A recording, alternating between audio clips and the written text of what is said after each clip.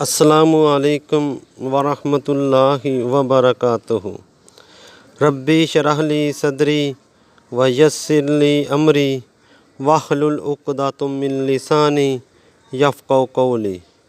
یا ربی زدنی علما، یا ربی زدنی علما، یا ربی زدنی علما۔ بسم اللہ الرحمن الرحیم۔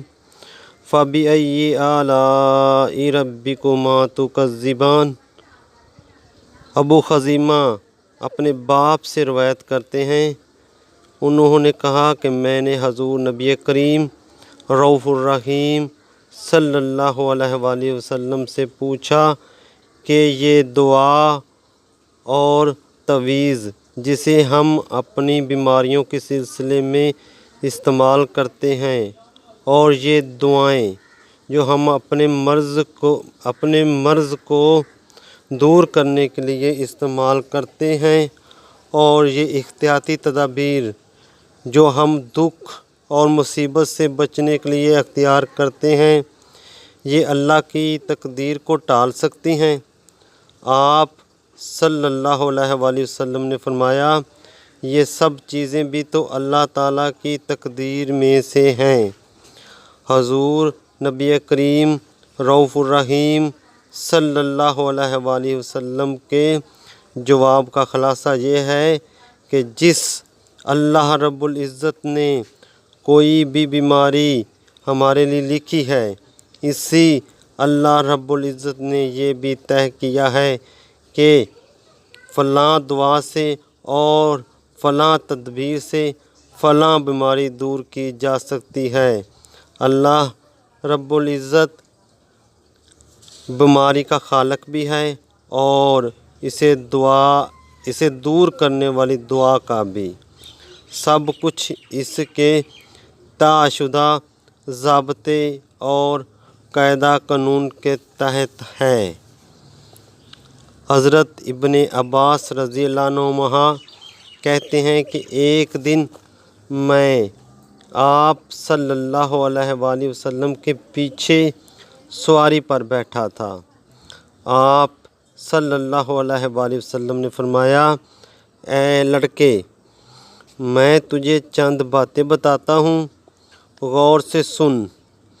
دیکھ، تو اللہ رب العزت کو یاد رکھ تو اللہ رب العزت تجھے یاد رکھے گا۔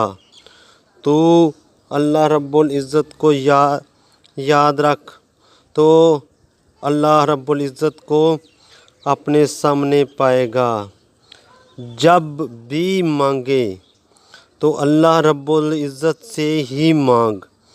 جب تو کسی مشکل میں مدد کا طالب ہو تو اللہ رب العزت مدد طلب کرے تو اللہ رب العزت کو اپنا مددگار بنا، اور اس بات کا یقین کر کے لوگ متحدہ طور پر تجھ کو کوئی نقصان پہنچانا چاہیں تو وہ تجھے نقصان نہیں پہنچا سکتے سوائے اس کے جو اللہ رب العزت نے تیرے لیے لکھ دیا ہے۔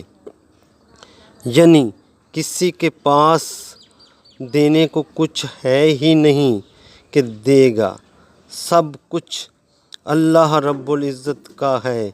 وہ جتنا دینے کا کسی کے حق میں فیصلہ کرتا ہے، اتنا ہی ملتا ہے، چاہے جس ذریعے سے ملے۔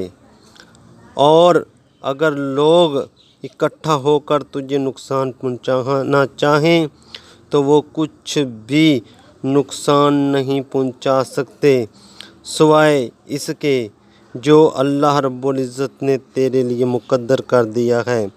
تو پھر اس اللہ ہی کو اپنا واحد سہارا بنانا چاہیے۔ جو کچھ پڑھا اور سنا ہے، اللہ پاک اس پر عمل کرنے کی توفیق عطا فرمائے۔ وما علینا الا البلاغ المبین۔